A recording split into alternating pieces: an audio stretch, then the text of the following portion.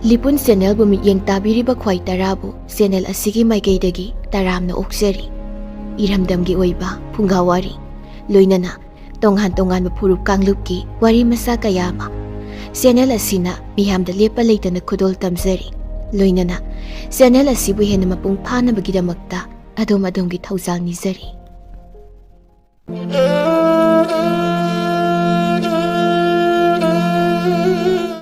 ꯉꯁꯤꯁꯨ ꯃꯍꯧꯁꯥꯒꯨꯝꯅ ꯃꯌꯥꯝꯒꯤꯗꯃꯛꯇ ꯌꯥꯝꯅ ꯅꯨꯡꯉꯥꯏꯔꯕ ꯋꯥꯔꯤ ꯑꯃꯈꯛ ꯄꯨꯗꯨꯅ ꯂꯥꯛꯆꯔꯤ꯫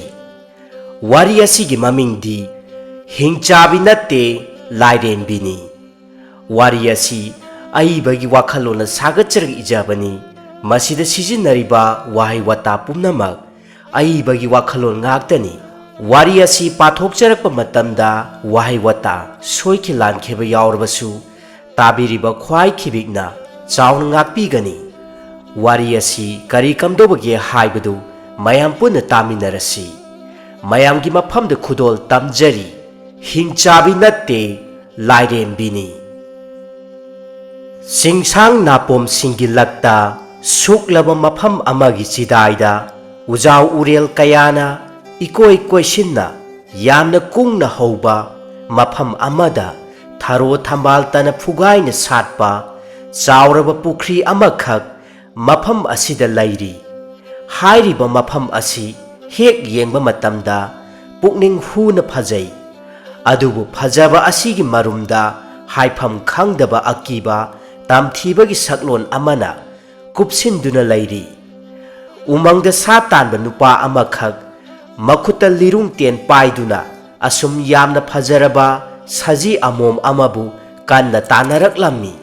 ꯇꯦꯟ ꯂꯤꯔꯤ ꯆꯤꯡꯗꯨꯅ ꯀꯥꯞꯂꯛꯄ ꯇꯦꯟꯖꯩ ꯑꯃꯅ ꯁꯖꯤ ꯑꯃꯣꯝ ꯑꯁꯤꯒꯤ ꯃꯈꯣꯡꯗ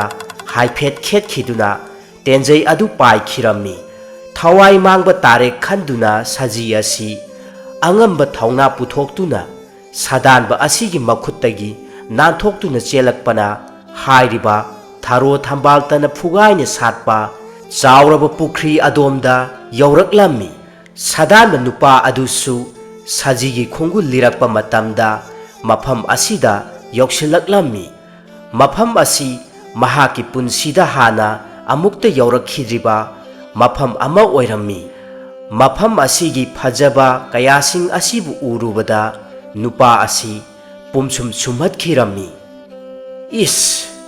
ꯀꯌꯥꯗ ꯐꯖꯔꯤꯕ ꯃꯐꯝꯅꯣ! ꯆꯥꯎꯔꯕ ꯄꯨꯈ꯭ꯔꯤ ꯑꯁꯤꯗꯅ ꯊꯔꯣ ꯊꯝꯕꯥꯜ ꯇꯅ ꯐꯨꯒꯥꯏꯅ ꯂꯩꯁꯥ ꯇꯝꯂꯤꯕ, ꯀꯌꯥꯗ ꯄꯨꯛꯅꯤꯡ ꯍꯨꯅ ꯁꯨꯝꯍꯠꯂꯤꯕ, ꯋꯥꯈꯜꯁꯦ ꯀꯌꯥꯗ ꯏꯪꯍꯜꯂꯤ꯫ ꯁꯥꯗꯥꯟꯕ ꯅꯨꯄꯥ ꯑꯁꯤꯒꯤ ꯋꯥꯈꯜꯗ ꯃꯍꯥꯛ ꯃꯐꯝ ꯑꯁꯤꯗ ꯁꯖꯤ ꯑꯗꯨ ꯇꯥꯟꯅꯔꯛꯈꯤꯕꯒꯤ ꯋꯥꯈꯜ ꯄꯨꯝꯅꯃꯛ ꯃꯤꯀꯨꯞ ꯑꯁꯤꯗ ꯀꯥꯎꯊꯣꯛꯈꯤꯔꯝꯃꯤ꯫ ꯃꯁꯥꯅ ꯃꯁꯥꯕꯨ ꯀꯅꯥꯅꯣ ꯍꯥꯏꯖꯕ ꯐꯥꯎꯕ ꯀꯥꯎꯊꯣꯛꯆꯔꯝꯃꯤ꯫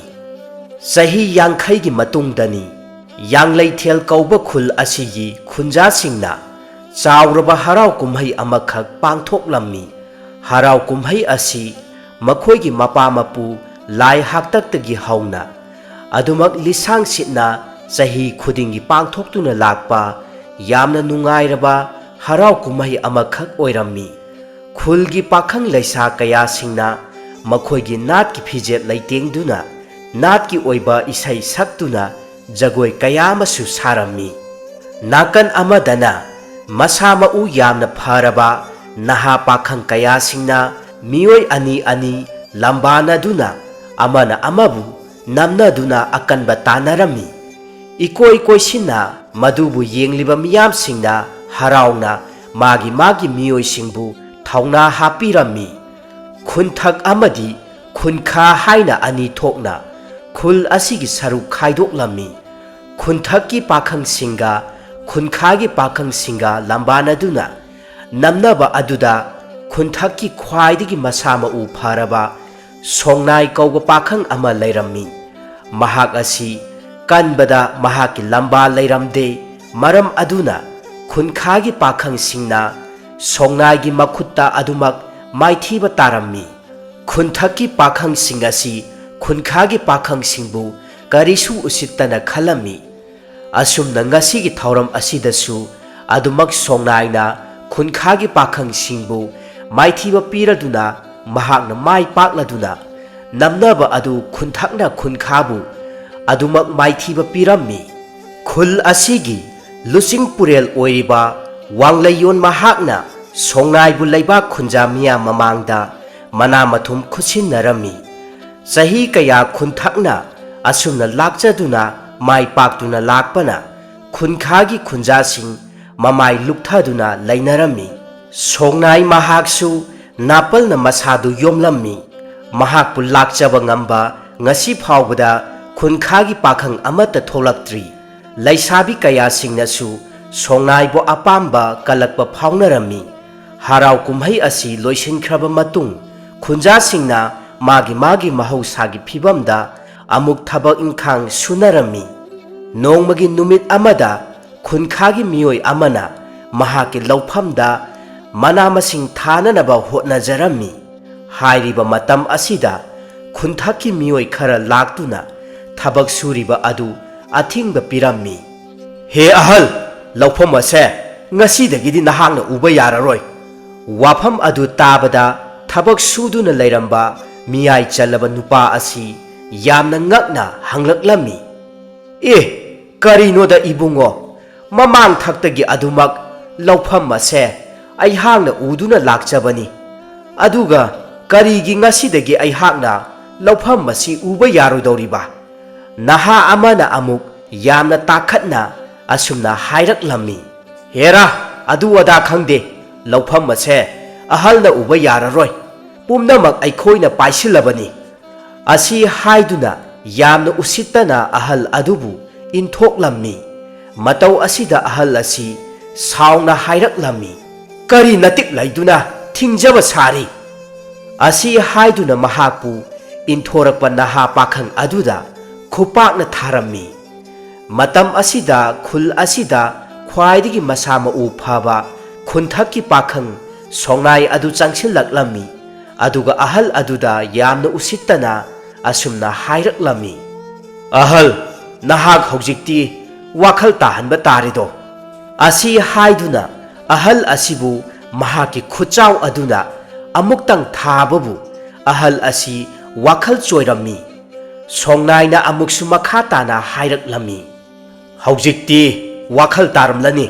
khul asida aingondagi hena kanba kanabu leiribage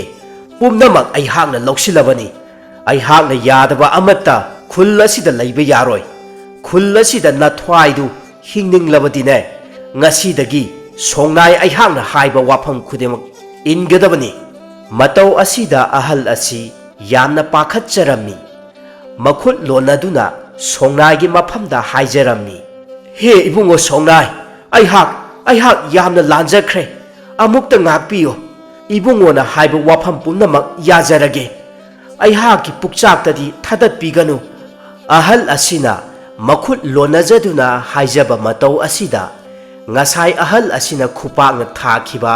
naha pakhang asina yamna karemnana hairaki aduni khangbra numit asidagi hauna songnai mahakna khul asida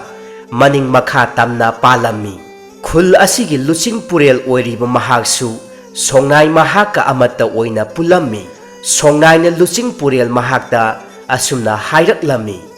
ipa khulakpa ipa na khul asigi luching purel matam chukpada oibiyu adubu ipa gi matungda nacha aihakna ichau chauna lepli haibase masidi kaubiganu ipa gi mayokta kanagumba yeknaba amatta laihanjaroi nachana apama posak khudingmakti ipa khulakpa nahakna thunghanba tai hairiba wafam masida ipa na karigumba ayaba pibirabadi ipa gi imungi miyoi singsu amatta tubum nama sohanjaroi matik mathauna lairaba mahaka lambabinaba miyoi amatta laitraba aduda khulgi khulakpa luching purel mahaksu songnaina hairiba wafam asida adumak pamda yarammi sahi gi oiba khulgi harau kumhai lakpa matamdasu khunthakki miyoi singna khunkhagi miyoi singda thaudaba makhoigi thawal tauhanba asina chingba miyot minai kayama chatharakpa matau asida khunkhagi khunjasing pumba thawai yamna nungaijaramde adubu khunthakki miyoisingda hangatna wafam amata haijaba ngamjaramde adu makhutum singduna khanglammi harau kumhaida changadaba sa kharabu khunkhagi naha pakhang makhoi kharada thinanaba thabak sinarami thabak asigidamakta khunkhagi pakhang kharadi makhutta thang ten painaduna umanglomda sa tanba laklammi numit chupa asum koina chatlammi naha pakhang amana hairi itausa ai khoina lakliba mafam ase phanadi lapthoraklaba malida sasu amata phaba ngamde sana thaknanaba purakpasu loinamak loithokre kamdogani tawribasidi nupa amana amuk asumna makha tana hairi itaw aikhoi yumda hananaba tawrasi ai hakti wabanasu isase yamna chokthare wafam adu tabada amana yamna pakhatna hairi madu yaro itaw karigumba aikhoina sa amata phadadana khulda hanba tarabadi aikhoi pumnamak songnaina chairak soidana pigani aikhoi pumnamak awafamda taduna tokani asi hainaduna makhoi maridu asum tapna lakpana ujau uriel kayana koisinduna yamna kungna hauba mafam amada chauraba pukhri amana lairiba mafam adu yausilaklammi mafam adu ubada makhoi maridu yamna langtaknana ising thengnare haiduda makhoi yamna haraurammi itausa tu yengo aikhoigi mangda uriba chauraba pukhri ase is kayada pungning huda ningthi jariba tharo thambal tana fugaina laisa tamle asi haina duna makhoi maridu leptuna mafam adomda yenglingei matam asida khanghaudana tenjai amana pairaktuna nupa amagi ngaksam mapa chap chana yunglammi matau asida makhoi ahum yamna pakhatna launaraklami amuksu nakan amaromdagi kapthorakpa tenjaina nupa amagi oi thangba pambomda yunglammi madudagi makhoi ahumdu yamna pakhatna mafam asi thadoktuna chenarammi makhoi ahumak mafam marang khangnaramde magi thokpa thawai hingnanaba hau thaduna chelakpana lambi lamhangnabasu adumak yaurammi oi thangba pambomda tenjaina yuraba nupa adu khakta nattana makhoi ahum adudi umang aduda adumak thawai manglammi tenjai yuraba nupa adu yamna pakhatna asum chelakpana makhoigi khul yanglai thel yoraktuna thokhiba pumba wari lirammi matau asida khunja pumnamak yamna ngaklammi songnaina thawa isa sadana asumna hairaklammi adu pangdaba nakhoida sinaba thabakpu mai paklaga halaktaba asi haiduna songnai yamna sauna nupa adubu makhong makhut thaurina yamna chena punsinduna khulgi chidai amada uchuk yungduna pangtingduna thanammi madudagi songnaina atopa miyoi kharasu amuk tharammi mahakna thakiba miyoising adusu adumak thawai manglammi thawai hingduna chelakpa miyoi amakhaktamak yaurammi nupa adusu tenjaina yuduna halakpa oirammi mahaksu adumak mangai makhong makhut thaurina yamna chetna punsinduna khulgi chidai adomda uchuk yunglaga pangtingduna thanammi matam asida khul asida laiba ahal oiraba nupa amana songnaibu yengduna tapna hairaklammi ibungo songnai nakhoina mafam mado tarai na khanba chumde mafam madu yamna tamthiraba mafam ama khakni ahal adugi wafam adu tarubada songnai maithongdu sakpham khangan hanjan khirami aduga ahal oiraba nupa aduda onsillaktuna asumna hanglaklammi kari haiba ahal na hainingleba wafam ase karino mayek sengna hayu madu natrabadi songnai aihak ase ahal haiba naha haiba leite songnai gi asigumlaba thaugalon yaudaba wangang adu tabada ahal oirba nupa asina maithongda nokphet tawduna makha tana hairaklammi ibungo malem taibang pal asida ai hak mangaire kanbada haiduna leiraba miyoi adugi punsida mahaktagi hena kanba amadi soidana lakani. Wafam mase isu ibungo nahak munna taudo. Ahal oiraba nupa asigi wafam singasi tabada songnai mahaki wakhalda mahakna pumnamakhtagi kanba heli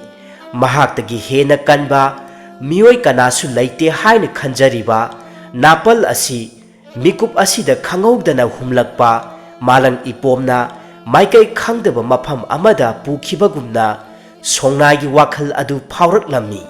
Songnai pukning changna ahal asigi wafam sing tarammi. Ahal oiraba nupa asina makha tana mahakna naha oiringai mahakna chahi nimfuga mangamuk surakpa matam aduda nongma mahakna umangda sa tanba lakhiba adugi wari singdu liraklammi.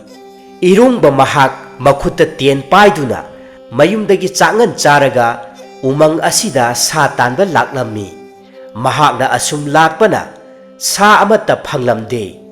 Numit leitharakpa matam adwaida mahak yamna waraduna ukha amagi marumda ngaihak pothage haiduna taurammi. Kari matawna ngasidi yarok sa amatasu thengnaba kauba laite. Wareda ukha swaisida ngaihakta pothakhige numit tagadabsu phana aduma wale. Asi khanduna irungba makhutta pairiba ten adu manak adwaida thammi aduga mahak ukhong aduda ngathaduna potharammi. Mahakna asumna potharingai matam asida mahaki napada sonthangnana kariguma makhol amakhak taraklammi. Makhol adu tabada mahak mamit sat pangthoraklammi. Asum koina yenglakpa matamda mahakna pothaduna leiriba mafam asidagi panglap laptana yamna phajaraba yarong saji amom amakhak anauba hanau thattuna charibadu irungbana uraklammi.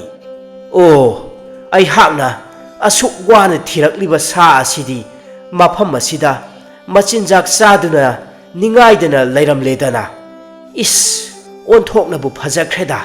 Asi khanduna mahak lirung ten adu makhutna tapna paikhatli. Aduga tenjai amakhak tonga thongduna liri chinglaga khutkap chanaba yamna cheksinna yengduna kapthorakpa matamda saji asida dipanda usa amada oina palammi. Sadanba lakle haiba khanglabada saji asi yamna pakhatna mafam asi thadoktuna kanna chelammi. Madudagi irungba mahaksu ten kapla duna saji amom asibu phangdri phawba tanaraklammi. Asum tanarakpana saji asina mafam amaromda chensin khirammi. Mafam asi yamna sukpa ujau uriel kayana koisinduna yamna kungna hauba mafam amani. Hairiba mafam asida chauraba pukhri amasu leirammi. Pukhri asida makhal makha kayagi tharo thambal singtana laisa tamduna iyaida haurammi. Pumnamak adu uruba matamda irungba mahaki thabak adu pungkaw kauthoklammi. Mahakna pukhri adomda changsinge haiduna khongkap thangjillakpa haubada mangairi. Nakan amaromdagi khangowdana tenjai amana kapthoraktuna irungba mahaki makhong mayada tenjai adu yunglammi. Matau asida irungba mahakti ngakpana kham thenglammi. Mahakna yamna ngakna leiringai matam asida mafam asida khunda laitaduna leiba atopa mioi kanglup makhal amagi mioi khara thoraktuna irungba mahakpu koisinduna thamlammi. Makhutta lirung ten amadi tana chingba painarammi. Mioi kanglup asi hek uba matamda uful waiful taiba fijetsu una wanana semduna setpa masam makoi marang yamna chomba mioi ngakta oirammi. Aduga makhoigi marolda nupa asida hairaklammi. Irungba mahak umang asigi kanglup mioi sing asigi marol sing asida mahak yamna ngakpana kham thenglammi. Kari hairibano haiba amata khanglamde. Mahak pakhatpasu aduma phauraklammi. Madudagi mioi sing asina mahakpu phaduna makhoigi leifam lomda puraklammi. Matau asida irungba mahak yamna pakhatlammi. Mahakna mafam asida yaurakpa matamda atopa mioi kharasu ꯐꯨꯕ ꯆꯩꯕ ꯀꯌꯥ ꯑꯃ ꯇꯧꯔꯝꯃꯤ ꯃꯗꯨꯁꯤꯡꯗꯨ ꯎꯔꯨꯕꯗ ꯃꯍꯥꯛꯀꯤ ꯋꯥꯈꯜꯗ ꯑꯁꯨꯝꯅ ꯈꯟꯖꯩ ꯑꯣ ꯑꯩꯍꯥꯛ ꯉꯁꯤꯗꯤ ꯑꯗꯨꯃꯛ ꯊꯋꯥꯏ ꯃꯥꯡꯕ ꯇꯥꯔꯦꯗꯣ ꯑꯩꯍꯥꯛꯀꯤ ꯅꯨꯄꯤꯅ ꯃꯍꯥꯛꯀꯤ ꯃꯪꯂꯥꯟꯗ ꯐꯠꯇꯕ ꯊꯧꯗꯣꯛ ꯀꯌꯥ ꯎꯔꯝꯃꯤ ꯉꯁꯤꯗꯗꯤ ꯁꯥ ꯇꯥꯟꯕ ꯆꯠꯄꯤꯈꯤꯅꯨ ꯑꯁꯤ ꯍꯥꯏꯗꯨꯅ ꯌꯥꯝꯅ ꯀꯟꯅ ꯊꯤꯡꯖꯈꯤꯕꯅꯤꯀꯣ ꯑꯗꯨꯕꯨ ꯑꯩꯍꯥꯛꯅ ꯅꯝꯗꯅ ꯃꯐꯝ ꯑꯁꯤꯗ ꯂꯥꯛꯈꯤꯕꯒꯤ ꯃꯍꯩ ꯈꯨꯗꯣꯡꯊꯤꯕ ꯑꯁꯤ ꯊꯣꯛꯂꯦꯗꯣ ꯎꯁꯥꯡ ꯑꯃꯗ ꯏꯔꯨꯡꯕ ꯃꯍꯥꯛ ꯁꯥ ꯄꯨꯟꯕꯒꯨꯝꯅ ꯄꯨꯟꯗꯨꯅ ꯄꯨꯔꯛꯂꯒ ꯃꯐꯝ ꯑꯃꯗ ꯊꯝꯂꯝꯃꯤ ꯍꯥꯟꯅ ꯐꯥꯖꯤꯟꯗꯨꯅ ꯂꯩꯔꯝꯕ ꯃꯤꯑꯣꯏꯁꯤꯡ ꯑꯁꯤꯒꯤ ꯃꯔꯛꯇ ꯏꯔꯨꯡꯕ ꯃꯍꯥꯛꯀꯤ ꯈꯨꯜꯗꯒꯤ ꯃꯤꯑꯣꯏ ꯑꯃꯁꯨ ꯌꯥꯎꯗꯨꯅ ꯂꯩꯔꯝꯃꯤ ꯃꯍꯥꯛꯇꯤ ꯑꯗꯨꯃꯛ ꯑꯍꯜ ꯑꯣꯏꯁꯤꯜꯂꯝꯂꯦ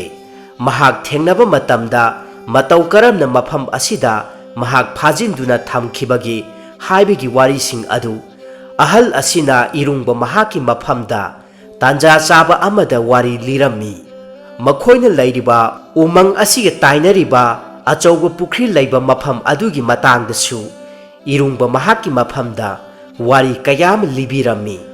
ꯎꯃꯪ ꯑꯁꯤꯒꯤ ꯃꯤꯑꯣꯏ ꯀꯥꯡꯂꯨꯞꯅ ꯃꯐꯝ ꯑꯁꯤꯗ ꯑꯇꯣꯞꯄ ꯃꯤꯑꯣꯏ ꯑꯃꯠꯇ ꯆꯪꯂꯛꯄ ꯌꯥꯗꯦ ꯆꯪꯂꯛꯄ ꯊꯦꯡꯅꯔꯕꯗꯤ ꯑꯗꯨꯃꯛ ꯊꯋꯥꯏ ꯂꯧꯕ ꯅꯠꯇ꯭ꯔꯒ ꯐꯥꯖꯤꯟꯗꯨꯅ ꯊꯝꯂꯝꯃꯤ ꯅꯣꯡꯃ ꯑꯍꯤꯡ ꯑꯃꯗ ꯁꯥ ꯀꯌꯥꯅ ꯈꯣꯡꯕꯒꯤ ꯃꯈꯣꯜ ꯀꯌꯥ ꯑꯃ ꯏꯔꯨꯡꯕ ꯃꯍꯥꯛꯀꯤ ꯅꯥꯀꯣꯡꯗ ꯇꯥꯔꯛꯂꯝꯃꯤ ꯃꯇꯝ ꯑꯁꯤꯗ ꯏꯔꯨꯡꯕ ꯃꯍꯥꯛ ꯇꯨꯝꯊꯕ ꯌꯥꯔꯝꯗꯦ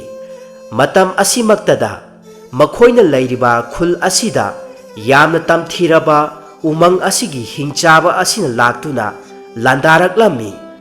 ꯎꯃꯪ ꯑꯁꯤꯒꯤ ꯃꯤꯑꯣꯏꯁꯤꯡ ꯑꯁꯤ ꯃꯈꯨꯠꯇ ꯊꯥꯡ ꯇꯦꯟ ꯀꯌꯥ ꯄꯥꯏꯗꯨꯅ ꯍꯤꯡꯆꯥꯕ ꯑꯁꯤꯒꯤ ꯃꯊꯛꯇ ꯃꯥꯌꯣꯛ ꯌꯥꯔꯝꯃꯤ ꯍꯤꯡꯆꯥꯕ ꯑꯁꯤꯅ ꯌꯨꯝ ꯀꯌꯥ ꯊꯨꯗꯦꯛꯂꯝꯃꯤ ꯃꯤꯑꯣꯏ ꯀꯌꯥꯕꯨ ꯑꯐꯪ ꯑꯐꯪꯕ ꯃꯈꯩ ꯍꯥꯠꯇꯣꯛꯂꯝꯃꯤ ꯇꯧꯔꯛꯂꯤꯕ ꯃꯇꯧ ꯑꯁꯤꯗ ꯀꯩꯁꯨꯝꯁꯪꯗ ꯐꯥꯖꯤꯟꯗꯨꯅ ꯂꯩꯔꯝꯕ ꯏꯔꯨꯡꯕ ꯑꯃꯗꯤ ꯑꯇꯩ ꯑꯇꯣꯞꯄ ꯃꯤꯑꯣꯏꯁꯤꯡꯗꯨ ꯊꯋꯥꯏ ꯍꯤꯡꯅꯅꯕ ꯍꯣꯠꯅꯔꯝꯃꯤ ꯎꯆꯤꯟ ꯅꯥꯆꯤꯟꯅ ꯃꯈꯣꯏ ꯃꯐꯝ ꯑꯗꯨꯗꯒꯤ ꯅꯥꯟꯊꯣꯛꯄ ꯉꯝꯂꯝꯃꯤ ꯑꯗꯨꯕꯨ ꯑꯌꯥꯝꯕ ꯃꯤꯑꯣꯏ ꯀꯌꯥ ꯑꯃ ꯍꯤꯡꯆꯥꯕ ꯑꯁꯤꯅ ꯊꯋꯥꯏ ꯂꯧꯔꯝꯃꯤ ꯏꯔꯨꯡꯕ ꯃꯍꯥꯛꯇꯤ ꯎꯆꯤꯟ ꯅꯥꯆꯤꯟꯅ ꯃꯐꯝ ꯑꯗꯨ ꯊꯥꯗꯣꯛꯇꯨꯅ ꯊꯋꯥꯏ ꯍꯤꯡꯂꯛꯈꯤ ꯑꯁꯨꯝꯅ ꯍꯧꯈ꯭ꯔꯕ ꯋꯥꯔꯤꯁꯤꯡ ꯑꯗꯨ ꯁꯣꯡꯅꯥꯏꯒꯤ ꯃꯐꯝꯗ ꯑꯃꯗꯤ ꯈꯨꯟꯖꯥꯁꯤꯡꯗ ꯋꯥꯔꯤ ꯂꯤꯔꯝꯃꯤ ꯑꯁꯨꯛ ꯀꯨꯏꯔꯕ ꯃꯇꯝ ꯑꯁꯤꯗ ꯏꯔꯨꯡꯕ ꯃꯍꯥꯛꯅ ꯋꯥꯐꯝ ꯑꯁꯤꯒꯤ ꯃꯇꯥꯡꯗ ꯀꯅꯥꯒꯨꯝꯕ ꯑꯃꯠꯇꯗ ꯋꯥꯔꯤ ꯂꯤꯊꯣꯛꯈꯤꯕ ꯂꯩꯇ꯭ꯔꯤ ꯃꯍꯥꯛꯀꯤ ꯃꯆꯥꯅꯨꯄꯥ ꯃꯍꯥꯛꯀꯤ ꯅꯨꯄꯤ ꯀꯅꯥꯒꯨꯝꯕ ꯑꯃꯠꯇꯗ ꯋꯥꯐꯝ ꯑꯁꯤꯒꯤ ꯃꯇꯥꯡꯗ ꯑꯗꯨꯃꯛ ꯂꯣꯠꯁꯤꯟꯗꯨꯅ ꯂꯥꯛꯈꯤꯕꯅꯤ ꯋꯥꯐꯝꯁꯤꯡ ꯑꯗꯨ ꯇꯥꯔꯨꯕꯗ ꯁꯣꯡꯅꯥꯏ ꯃꯍꯥꯛ ꯅꯥꯄꯜꯒ ꯂꯣꯏꯅꯅ ꯑꯍꯜ ꯑꯣꯏꯔꯕ ꯏꯔꯨꯡꯕꯗ ꯑꯁꯨꯝꯅ ꯍꯥꯏꯔꯛꯂꯝꯃꯤ ꯏꯄꯨ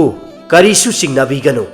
ꯍꯥꯏꯔꯤꯕ ꯃꯐꯝ ꯑꯗꯨꯗ ꯅꯁꯨ ꯑꯩꯍꯥꯛ ꯆꯠꯇꯨꯅ ꯌꯦꯡꯖꯔꯨꯈꯤꯒꯦ ꯀꯔꯤꯒꯨꯝꯕ ꯈꯨꯗꯣꯡꯊꯤꯕ ꯑꯃꯠꯇ ꯊꯣꯛꯍꯟꯗ ꯑꯩꯍꯥꯛ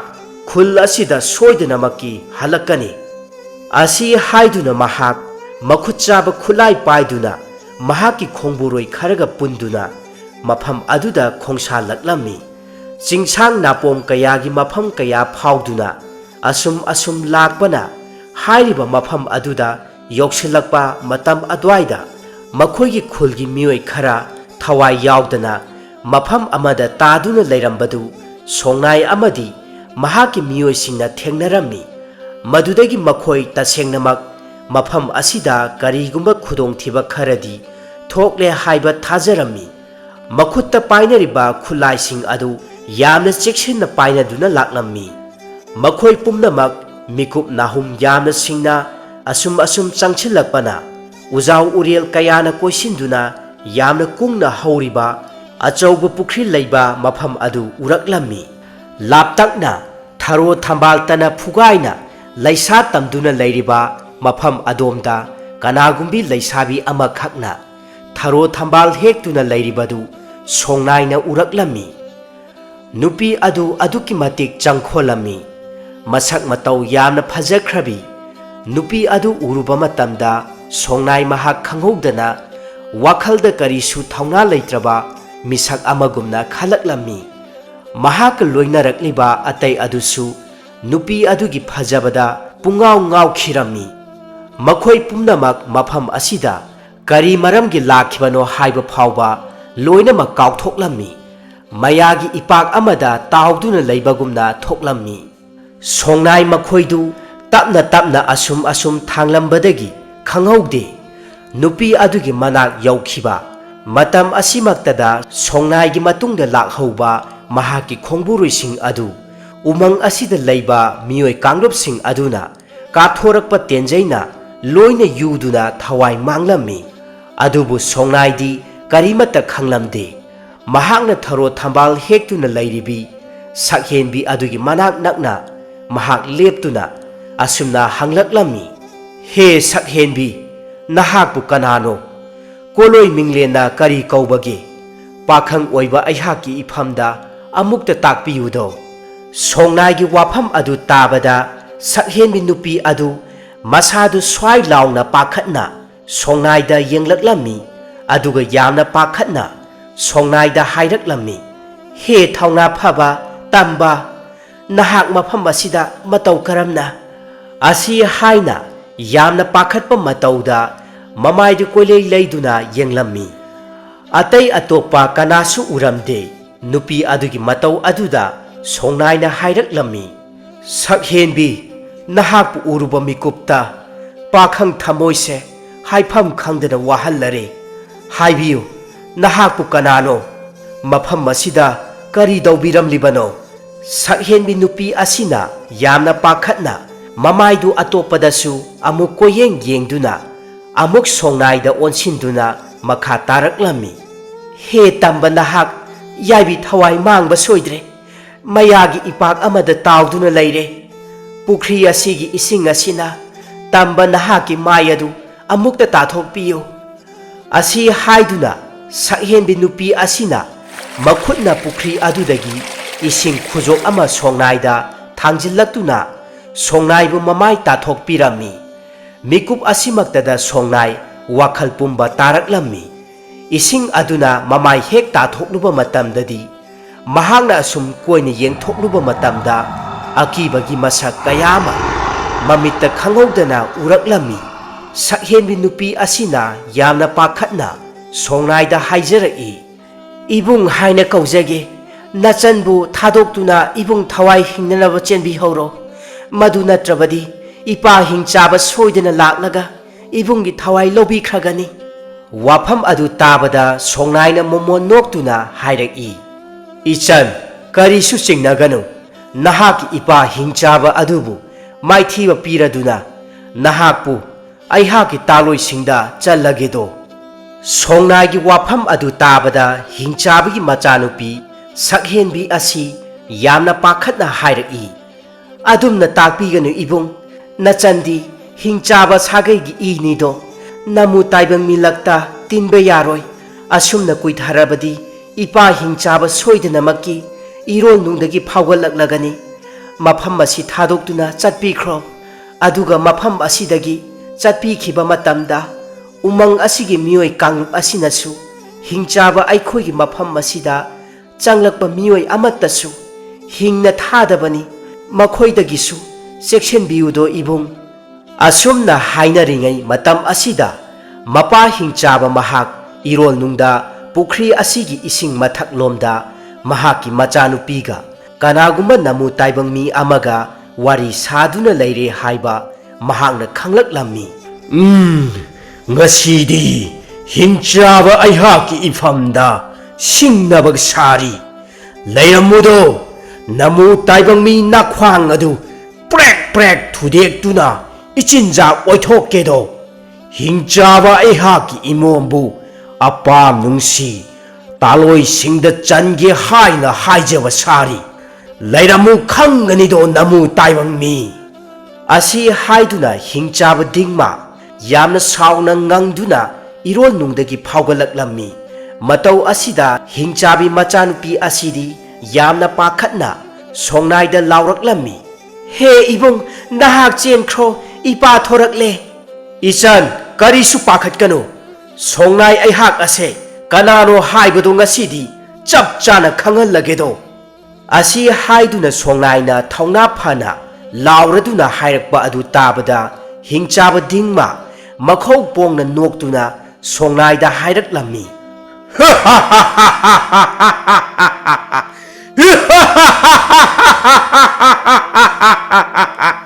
Karisu laitraba namu taibang mi nahak nasu hingchawa dingma aihakpu singnaba sajari ngasidi khangani do yabi thawai laurage do asi haiduna mikup asida angam angamba thawna puthoknaduna hingchaba dingma amadi masa mau yamna pharaba thawna leiba songnai makhoi ani phunaba hauraklammi asumna makhoi anina law khongduna khanarakpana umang asida pumnin nilammi atopa umangi kanglup miyoi sing adunasu makhol taba matamda yamna ngaklammi he hingchaba dingma ngasidi nahakpu lanbirage haiduna songnai aihak ikhongna thongna mafam asida laklabani iya mi macha nahak nasu aduk pangang ngangjaba sari nathwai machadu arimbada mangjaro hayya hayya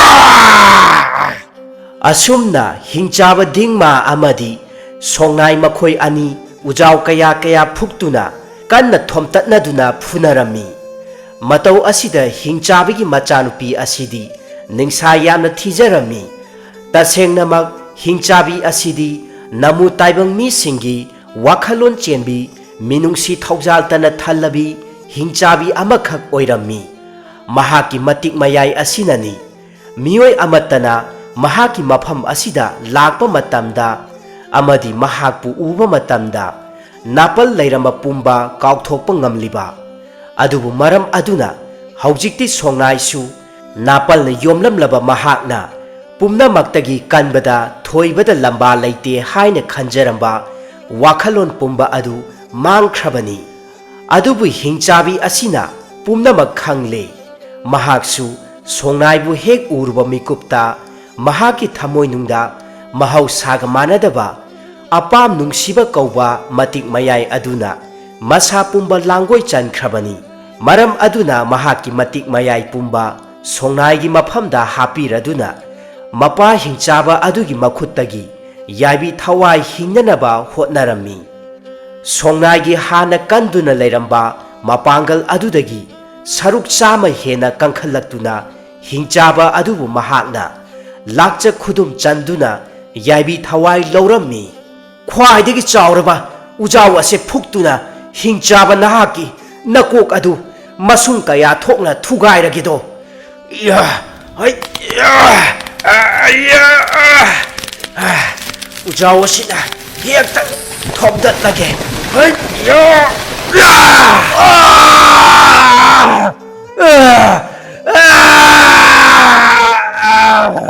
saina khangba ngamdraba hingchaba asina law khongduna amuktang kanna lauramduna khudak asida mahak